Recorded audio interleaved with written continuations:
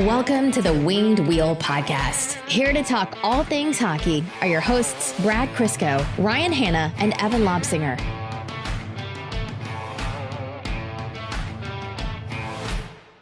It's not even a joke at this point. Like, it's not a bit. The moment we're not devoting our time and attention in any capacity to watching hockey news will happen. Specifically Red Wings news. If you're asleep, a trade's going to happen. If you go on vacation, major signing. You blink, someone gets waived. It's just how it works. On Friday, we tempted fate, first of all, by pre-recording our draft preview episode, which is out right now. Please go listen. On Thursday, and it posted on Sunday. And between that time, a trade happened involving a draft pick, of course. The funny part was that draft pick or that trade happened an hour into me getting to the cottage I was going to for the weekend. And look, I got to go to a cottage for a weekend. I'm not sitting here complaining, saying, woe is me. It was very funny. But I was telling Brad, it took some work to decipher the trade fully because it was a little bit of an atypical trade. I'd had a few drinks. And initially didn't realize that the second round pick was going from Detroit to the Islanders and not the other way around. We knew it was coming. We called it. I don't know if we said it on the podcast or when we were just before we hit record on the draft preview episode, but we knew it was going to happen. With all the expansion protection lists and something like that, we knew a trade was coming or something silly was coming. Thankfully, from a controversy standpoint, the Red Wings list wasn't too crazy, so you didn't have to deal with that from the cottage. But then, yeah, the trade, of course, and of course, it was a very simple trade, but all the implications behind it were very nuanced and detail-oriented, and there's a lot of implications for a bunch of different things that had to be broken down in detail that can't really be done properly on Twitter. So I'm navigating a million different opinions on Twitter about people saying this is the worst trade they've ever seen and stop complaining, this is the best trade ever, all while Ryan's probably 4 drinks deep and blackout drunk at that point. So yeah, it was a bit of an adventure that night. Oh, man. Well, anyhow, in our never-ending quest to try to bring you guys the best and latest content, we are doing this quick hit episode of the Winged Wheel Podcast. It's not going to be a full-length episode. We're going to cover the trade. We're going to cover the expansion draft list, and just some quick details about what's to come this week on the pod. But without further ado, welcome to this quick hit version of the Winged Wheel Podcast. I'm Ryan Hanna. I'm Brad Crisco. I'm Evan. So let's get into it. The trade. Detroit Red Wings acquire left-handed defenseman Nick Leddy from the New York Islanders in exchange for Richard Panik, who had half of his salary retained over the remaining 2 years. So Detroit retained $1.375 million. And Detroit also traded the second-round pick that they had from Edmonton, which was pick 52 this year in the 2021 draft. So Nick Leddy and $5.5 million for 1 more year for Richard Panik, half retained, and a second-round pick. My initial reaction is I didn't love it value-wise. As we understand it, the New York Islanders were pressed up against the cap. They needed help, especially with the flat cap, with the expansion draft coming. There were a lot of different implications here that had the Islanders in a little bit of a squeeze. I actually identified the Islanders as a team that Detroit could work with to help clear some cap space, but not quite how I imagined it. That said, I don't think it's as egregious of a trade as some made it out to be. Nick Leddy's 30 years old. I think he's a far cry from the player he once was, but he's also not like a washed up player by any means.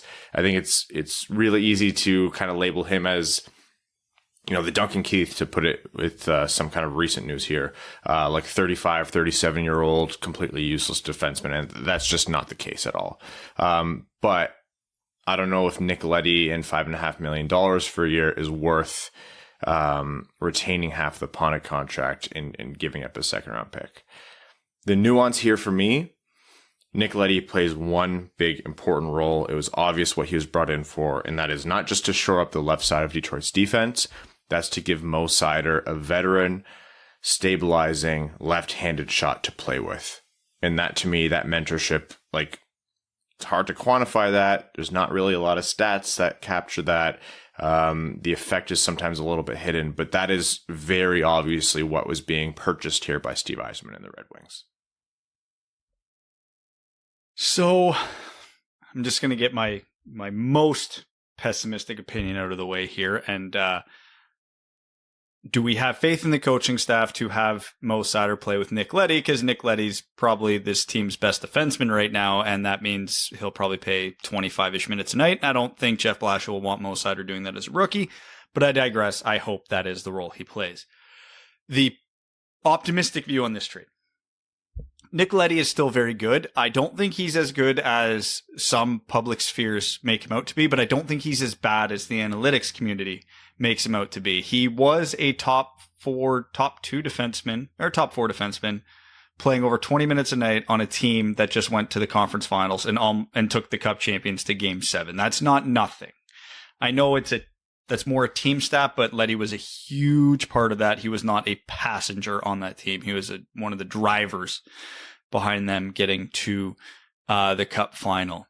He's a tremendous skater, which is, I think, the biggest reason they should pair him with Mo Seider, because we've talked at length. What's Mo Seider's biggest strength as a defenseman? He can skate like the wind for his size. So pairing him with a defenseman who can honestly keep up with him and push the pace with him is probably what's best for his development, because you could put Mo Seider with Danny DeKeyser and he's just going to drag him down because he can't keep up with Mo Seider's pace and skating and etc. So I think Leddy's a good fit there. Leddy still is highly regarded around the league. He's a pending UFA, so he's 30 years old, but he's a UFA at the end of the season, which means he's probably going to be in high demand at the trade deadline. There's always the gambles of he regresses because he's on a worse team and maybe he gets injured or something bad luck happens. But if everything goes according to plan, they should probably be able to recoup that second round pick. So value in, value out there. And there's some people who swear he's going to get a first round pick if the Red Wings retain half. Okay, fair. If he's playing 25 minutes a night, and he probably will be the number one power play quarterback for the Red Wings, which should help inflate his stats a bit. Okay, I can see that argument. I'm not holding my breath for it, but I get it. So people are saying, okay, well, you get him for half a season to mentor Seider, to help the power play. People are talking about mentoring Seider, but if Leddy's a good power play quarterback, you can mentor Cholowski too. Like there could be some value there as well. So let's not make it so pigeonholed. Where these arguments fall apart for me was where the expansion draft comes in, because obviously you're not giving up a second round pick for Nick Leddy just to expose him in the expansion draft. Because then you gave away a second round pick for nothing.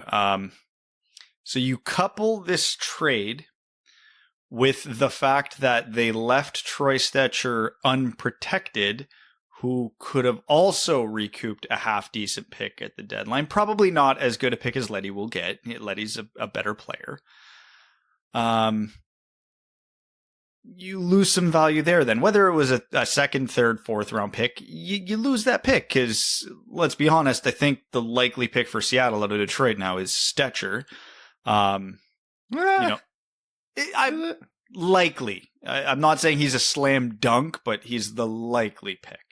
Okay. Almost every single mock expansion draft I've seen from a half dozen different outlets have had Stecher going to Seattle. He's the best player available, and he fits exactly what Seattle needs.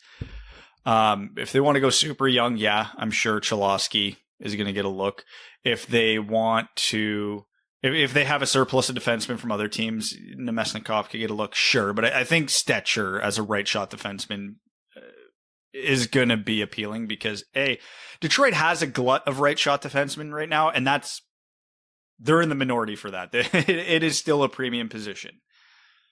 So, yeah, the value on the trade itself should cancel out if everything goes as we think it will. So fine. So you basically get a free half a year of mentorship. Okay. But then the Stetcher thing is a problem. Now, I would have still protected Stetcher and exposed Lindstrom, which would have solved that problem, but whatever. That's what I understand, the logic of protecting the younger player. But yeah, I think that's kind of where I fall on it. I get it. I don't hate it. I don't love the value of the trade straight up, especially considering how backed up against the cap and the expansion problems the Islanders had. I feel like they could have been leaned on more there. But Leddy's a good player. There were probably a lot of other suitors at the table, which doesn't mean you have to make the trade, but still. So yeah, I'm lukewarm on the trade. I lean towards the side of I don't like it, but ever so slightly. Yeah, I'm somewhere in the middle on it too. I think I don't mind the trade at all, actually. Like, I think Leddy is now probably the best defenseman on the Red Wings. He'll be providing at least a little bit of offense on a defensive core that has essentially no offense. And he brings some great experience for the younger guys. So, I like it from a personnel move. You retained on Panik. That's not the greatest of all time, but I bet you that was because there were other teams in on Nick Leddy.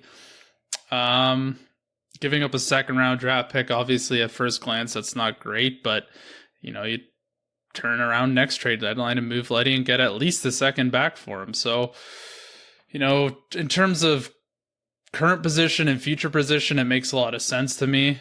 I didn't really expect the trade, but I don't think it's really that bad. There was something else I wanted to add, but now I've totally forgot what it was. Well, the one part I forgot. Mondays, am I right? Yeah. I did forget that apart, and maybe it's the same point you were going to make, because I've seen a few people make this too. The things Leddy is good at are the things the Red Wings are terrible at. He's a fantastic skater, great transition defenseman, and he can competently quarterback a power play. So despite all the warts in his game that, a 30-year-old's going to have, at least what he's bringing to the team is something they lack. And when you say we want, Seider and Cholowski and Lindstrom to have a mentor, well, this is the way a modern NHL defenseman plays. So let's not have Danny DeKeyser try to teach it. So it's at least worth noting in that. So how to transition the puck quickly, what to look for on the power play, just even watching the pace of his play so they can see, oh yeah, he's doing that a lot faster than everybody else. We should probably do that too. Yeah, I think we're in the age of, a trade has to be either a fleece one way or the other.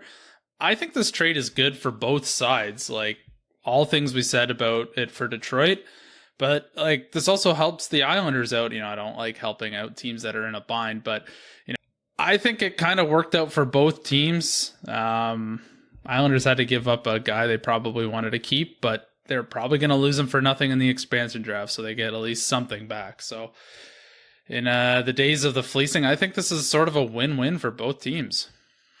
An important thing to remember as well is moving Panik's contract, even at half retained, that does remove another basically liability for the Red Wings, not this next season, but the season after. Panik had 2 years left, so that's another contract cleared. And I think moving out or clearing up roster spots, not just contract obligations, roster spots is important for the forward group as well. So, yeah, I think in terms of maximizing value with respect to, this team's in a bind and needs help, and also a second round pick, this isn't a winning score for me for the Red Wings. But in terms of what they're bringing in terms of rebuilding a team and making sure you're taking care of your prospects, like, development is as important as drafting. And you don't need to look further than Buffalo and Dahlin to see what a bad development and bad system fostering that player's development can do to very, very good prospects. So if this helps Seider even a marginal amount, I'm willing to look completely past the fact that Yzerman didn't maximize value on this one. So eloquently put, I think, by you guys, all the finer details on this. It's nuanced. You're right, Evan. And, just a small point, this is a fantastic case to demonstrate that you don't have to agree with every single thing your team or a GM that you love does. and it's fine. You can still sleep. It's not black and white. It's pretty nuanced. Sometimes you don't know for a while. Sometimes you'll never really know. It's just, that's the way these things go. Unless Yzerman signed Zach Hyman to a 7x6 contract, in which case the Yzer plan is dead to me. Yeah, those Hyman rumors are making me nervous. I don't buy into them, especially seeing what the market for him is now. Does it make sense the Red Wings have interest in him? Yeah. Are they signing him to that good? God, no. Well, yeah, easy making hard declarations because they'll be both on Old Takes Exposed. And I have to make these hard declarations because if there's even a minuscule chance that the Red Wings are considering doing that, I'm questioning the Yzer plan in its entirety. Okay, I refuse to believe it's true. The easiest thing that helped me move past that was the fact that no one really knows much about what the Red Wings do. There's no leaks at all about Detroit's expansion list ahead of time. Winging in Motown. Yeah. Why I'm making the hard declaration, because nobody knows. Yeah. All right. Speaking of the expansion list, let's jump over to that quickly.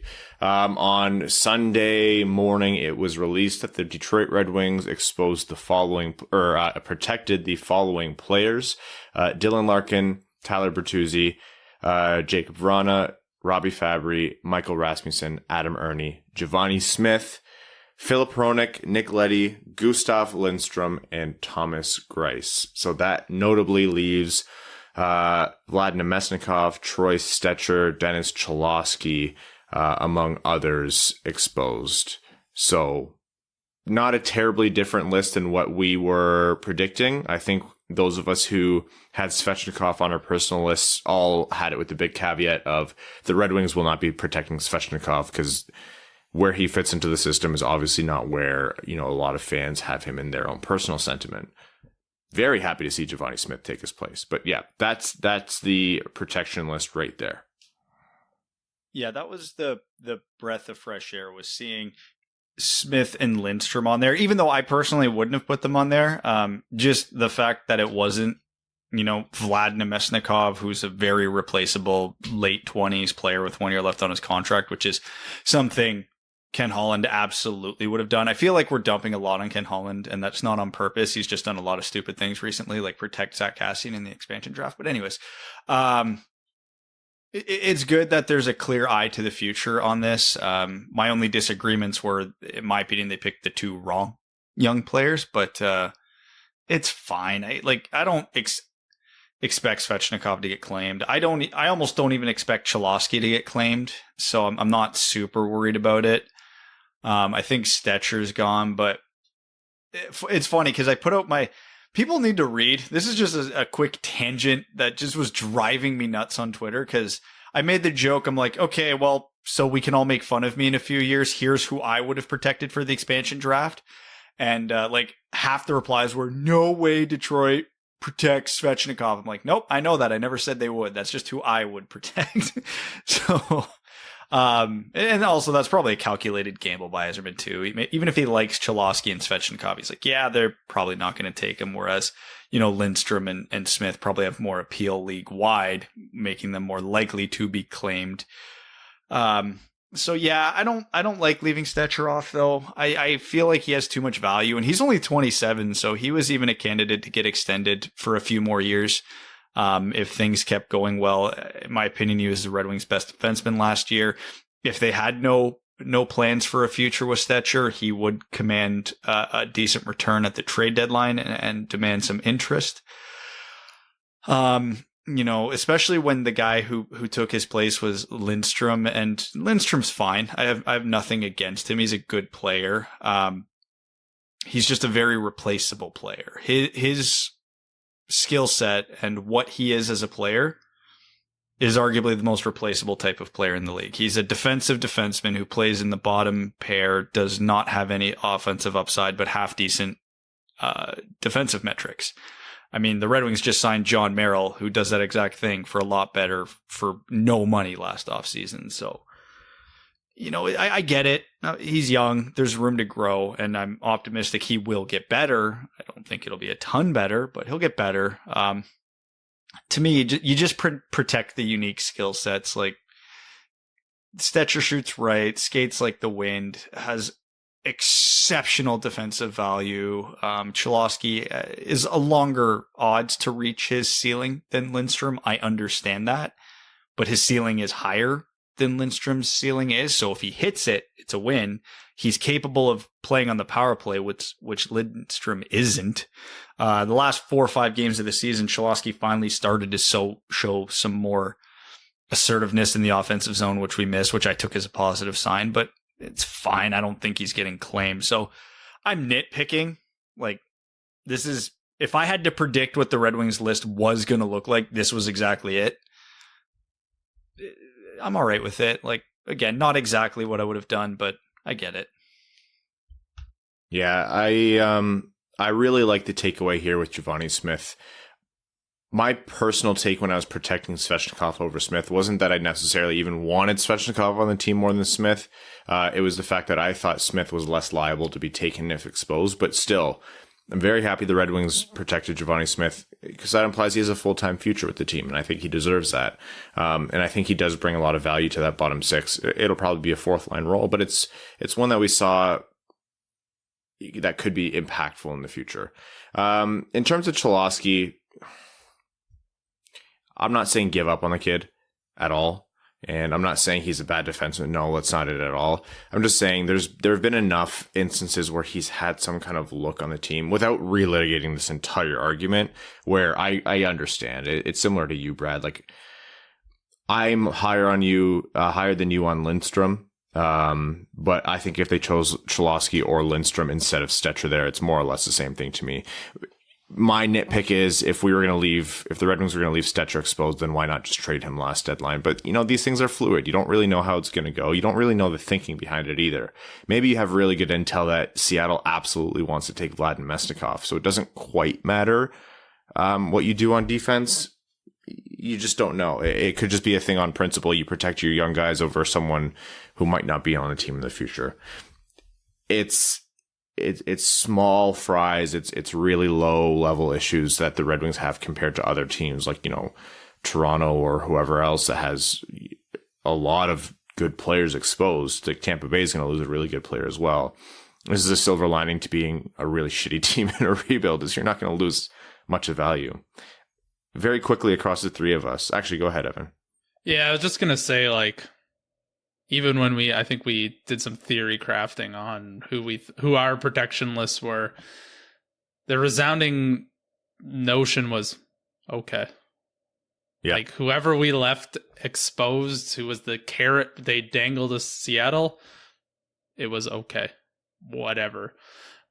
I don't think any of us left Troy Stetcher exposed, so I am slightly surprised there, but at the end of the day, am I that upset about it? Not one bit. Things will be okay. I think we'll be okay. Yeah. To be fair, when we did our mock expansion list, Nick Leddy wasn't yet a Red Wing, so also we true. had that wrench thrown in. Yeah. I think if he was even on the team, it would still be Stetcher, Leddy, and Hronek as the three I would protect. I would probably be there with you, yeah. I do that as well, just because I think even if they like Lindstrom the most, and this is just my gut feeling, Seattle's going to go and prove me wrong by taking Lindstrom. I would say Nemesnikov and Cholowski would be more attractive to Seattle than Lindstrom, but still. Naming those guys, so obviously Vlad Nemesnikov, Evgeny Svechnikov, Troy Stetcher, Dennis Cholowski, among all the other players who are exposed, but those are just the most notable ones. Who is your prediction for who Seattle will take? Pick one guy. Stetcher. Stetcher is there for me. I would give him second place in terms of most likely, just by a hair. I think Vlad Nemesnikov in my mind, just because how he can flip around the lineup. I like with a team that has a really, really deep analytics department like Seattle does, and the Red Wings sitting there with a 27-year-old right-handed shooting D who's a darling of the analytics community. I have a real hard time believing that Stetcher isn't the favorite to be picked. Like, I get it. Nemesnikov's a center, but man, the Kraken, and we'll get to it, they have a glut of top end forwards available to them, including centers. So if they're maximizing value, they are crazy if they take Nemesnikov. I hope you're right. The best realistic case scenario for the Red Wings right now is they take Nemesnikov. You know, we could say, oh, they could take some other rando, but like being realistic, I think the only 3 targets are going to be Stetcher, Cholowski, and Nemesnikov. I don't think anybody else is going to get any real consideration. But yeah, like I'll be shocked if it's not Stetcher. I'm with you there. Stetcher seems like the obvious choice to me, so it's going to be Luke Glendening or something like that. Yeah, how is it not Troy Stetcher? He passes the eye test. He's great in the analytics department, and he just came off a highlight reel assist in the World Championship. So I don't see a world where they don't take him, but I'd be pleasantly happy if they did not. Hackstall also was or had originally scouted Stetcher in the past, so there's another connection. Coached him in college. Yeah. Okay. Very quickly want to wrap this up by talking about some notable players exposed. Carey Price agreed to waive his no-move clause to be exposed to the Seattle Kraken. 5 years left at $10.5 million per year, including an $11 million signing bonus due before the start of next season. In my mind, I saw that and I was like, you know what? Good on Bergevin for maneuvering that, because obviously the Kraken aren't going to take Price. That'd be ridiculous. They're considering it, which I can't actually believe they'll do. I guess they're considering it, but like, why on earth, when you have Drieger, who they're very close to signing, and Kakinen or a slew of other goalies available, why would you make the Carey Price contract your problem? Is something that blows my mind. Because he just carried the Canadiens to the Cup final, and looking at the rest of the players are available to them. I didn't think we'd be saying this again, but Teams Galaxy brain this again. Seattle can contend quick. They're in a spot. They can build a very good team very fast. Would I take Carey Price? No, but I understand absolutely why they would consider it. And we can't be dismissive of the fact that Carey Price is a legitimate superstar. And Seattle's an expansion team. They could market the ever-living hell out of him like Vegas did with Fleury. So I get it. Tarasenko then. It could be, and it could be both. That would be fun. Again, I don't think they're going to do it, and I don't think I would do it, but they'd be crazy to not entertain the thought. But my favorite part of this expansion draft was over the series of about 8 to 10 hours, how news leaked about this, and in the order how it leaked was, just the most entertainment I've ever had. Someone, I think it was Frank Cervalli, reported, hey, just so you guys know, Montreal's having this conversation about exposing him. A couple hours later, hey guys, Montreal's going to expose him. A couple hours later, probably not going to get picked. A couple hours after that, Seattle having internal meetings, very seriously considering the idea of taking Carey Price. A couple hours later, Carey Price has a bad knee injury and might miss a significant chunk of next season, according to sources in Montreal. A couple hours later, and his hip's bad. Like, God damn it. This is either the greatest accidental timeline in hockey history, or Montreal just trying to manipulate everybody through the media because they thought, we'll expose him. No chance they take him. Seattle, maybe we'll take him. Montreal, but he's hurt. You can't have him. You're joking, but I think you're 100% right. I think that's exactly what happened. I love it. It was so entertaining. And the reactions to every single one of those tweets just made my weekend. Price is there. Tarasenko is there. Landeskog's a UFA, so it doesn't mean like they would have to sign him, of course. But that's a notable one. Toronto traded for McCann and left him exposed. And there's some thought, we also don't we're not going to dive too deep into this because we don't know what teams' backroom deals or your pre-negotiated deals with Seattle are to, guarantee what player that they take or don't take, etc. But that was another one that's really it was a little peculiar. I get what they're thinking, where they were worried they were going to lose one of Dermott or Kerfoot. Now there's a chance they keep both, because quite honestly, out of the options, if I were Seattle, I would take Jared McCann and not think twice about it. He is way better than he gets credit for. He was low-key my number one target for Detroit in terms of, hey, if we can help a team out, that would have been the guy I was targeting. So they might walk away from this with the exact roster they had, although I thought their protection list was bad. I get Justin Holt's good, but he's 29. You could have protected McCann and Kerfoot. I'm just, for whatever that's worth. But yeah, I don't know. I thought for sure this would be the year teams would learn from the mistakes made in Vegas and not overthink things. And then all NHL GMs did was overthink things. And now Seattle's going to be in a great position. It's hilarious how NHL GMs just never get it. What's going on with Landeskog? He's a UFA, right? I don't understand what all the big they're far apart in negotiations, Colorado and Landeskog. Like, they're not really close in money right now. So are they thinking Seattle will take him in the expansion draft? Is that what they're thinking, or they'll sign him as a UFA? I think, well, he's a UFA right now, technically. Right. And I think their thinking is they needed to, Colorado's a very good team, so they need to protect as many players as possible.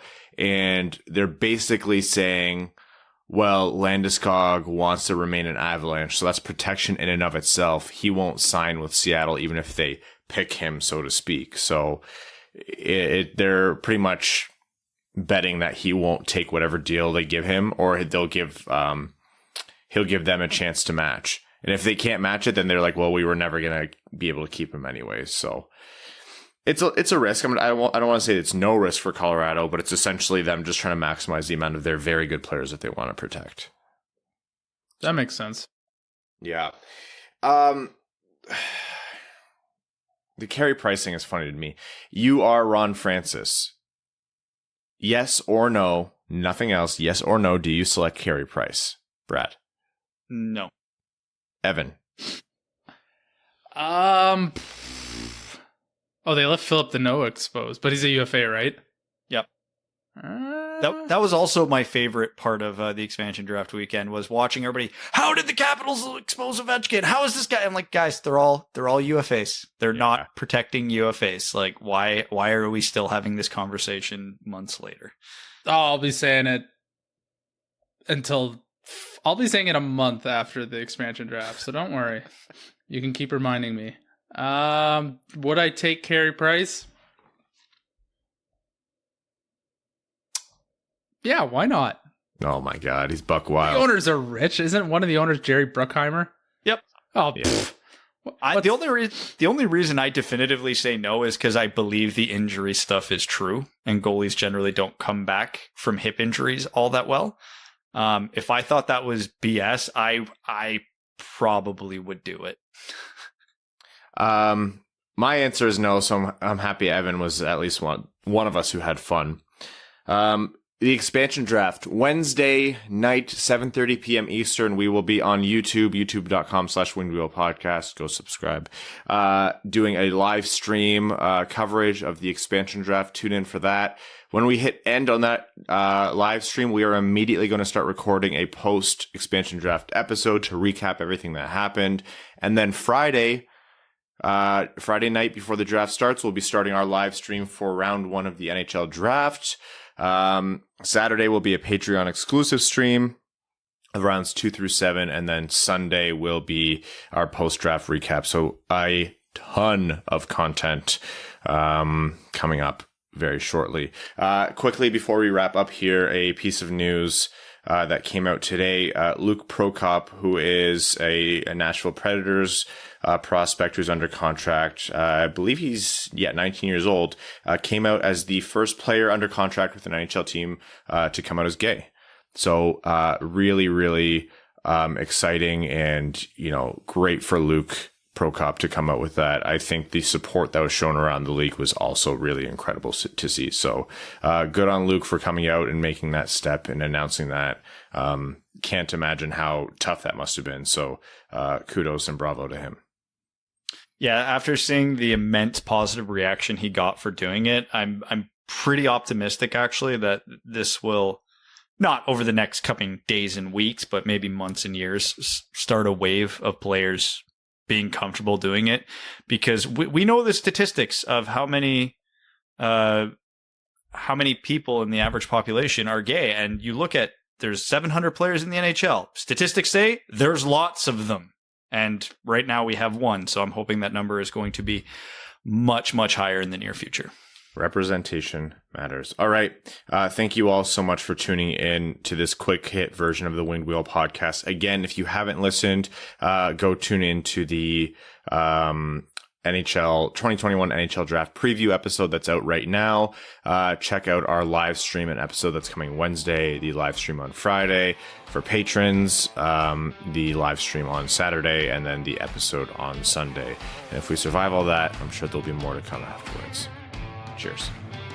Thanks for tuning in to the Winged Wheel Podcast. Be sure to check out wingedwheelpodcast.com, where you can subscribe to the show on iTunes, Spotify, or wherever you get your podcasts. You'll also find links to other ways to support the show, such as Patreon, official podcast apparel, and more. And don't forget to follow the show on Twitter at Winged Wheel Pod. And of course, the hosts at Brad Crisco, at Ryan Hanna WWP, and at Hockey Town Evan.